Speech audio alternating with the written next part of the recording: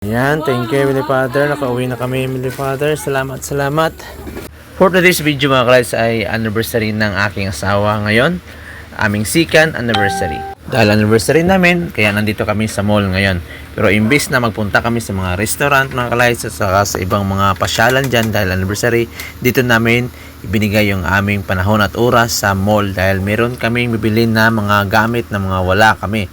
Mga importanteng gamit na wala sa amin. Yun yung napagdesisyonan namin.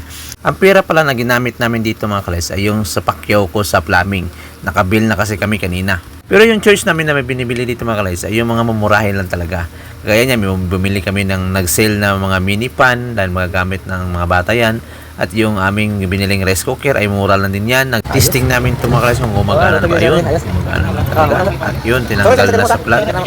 At papalamigin pa yan dahil ibabalot pa yan muli sa karton yung mga lights. Pero bago namin yan babayaran, ito muna yung mga pasyalan dito sa loob ng mall na may mga yan o, higaan na sobrang ang mura naman. Ang sobrang mura. 10,000 plus lang. Mga higaan na lumulutang. Parang duyan din yan. Ang tawag yan mga lights. Ang sarap umupo dyan at matulog. Pero para sa akin, parang pabor sa bata yan. Kasi ano talaga yung buong katawan. Kung tayo dyan, hindi tayo makakasakay yung ating mga paa dyan. Hanggang lang natin yan. Katawan lang. Hindi natin maisasali yung paa. Kagaya ng mga baby, yung aking the boss, si Bunso G5 ko. So yun mga ka-lights, enjoy na enjoy siya.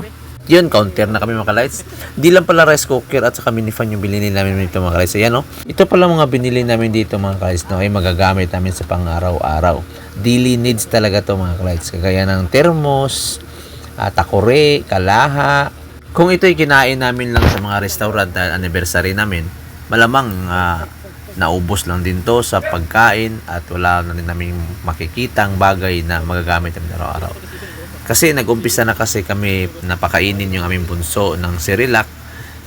Kaya ayun, bumili kami ng thermos, takore para doon namin ilalagay yung mainit na tubig para pag magtimpla kami ng pagkain ng bunso, mabilisan na lamang.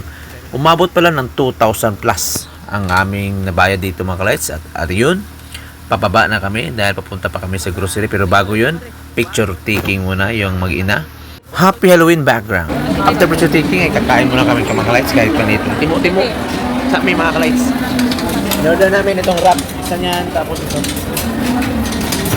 Mga tinan pala sa mall mga ka-lights, sa mga street food dito talagang nakakalaway yung mga pagkain nila dyan. Mapapagastos ka talaga.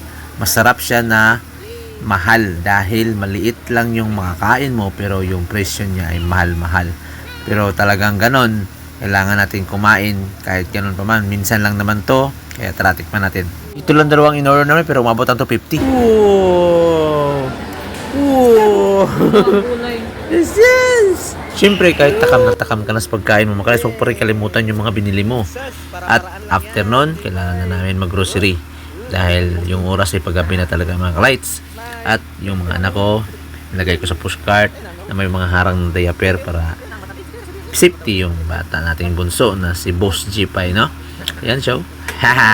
Pero parang mahigpit yung isang diaper kaya palitan natin ng isang diaper na hindi makakahigpit mga lights. Kaya ayan biglang naging green yung kabilang diaper. Yung aking wife ay siya yung naghahanap ng mga bibilin. At tara, counter na tayo. Bumili pala tayo ng eco bag na Gaisano yung tatak dahil talagang gusto ko lang yung eco bag to dahil nakaplano na to mga guys dahil nagmotor kami. Gusto kong makasya ito sa lahat sa motor na aming service. Itong lahat ng to. Ayun, natulog na aking bunso at talagang napakaraming tao sa mall talaga mga ka-lights. Kahit marami ng pasyalan dito sa aming lugar, marami pa rin tao dito. Ito pala ay nasa mga 7 o'clock na mga ka-lights na banda oras na ito. At yung mga pinili namin dito ay kadalasan pagkain ng bata, gatas, Milo, kain ng bunso, saka yung mga diaper, mga personal care mga ka-lights. Binili rin namin. At talaga ang purpose talaga namin sa aming anibersaryo ay para makakain na yung bunso namin ng Cerelac. Ito yung unang-unang beses na nakabili kami ng Cerelac. Ngayon siya ay 5 months and half na mga ka-lights. Yan yung bunso G5 namin, the boss G5. Kailangan na kasi namin siya pakainin dahil talagang siya ay naglalaway na habang kami kumakain kapag aming karga-karga yung bunso. Kaya tapos na bayaran, tara let's go na mga lights. Lalabas na natin yung pushcart. Yung asawa ko yung nagdala.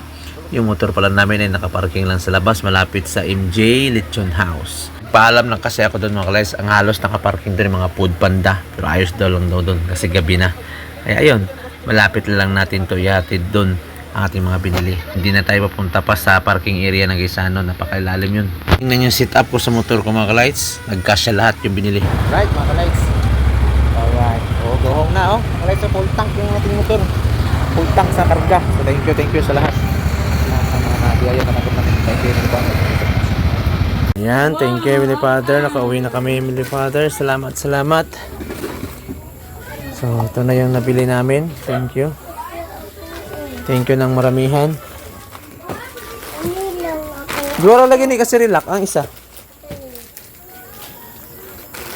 Tara din. So, plato rin G5 na. Diyan ka lang sa yung plato na natin.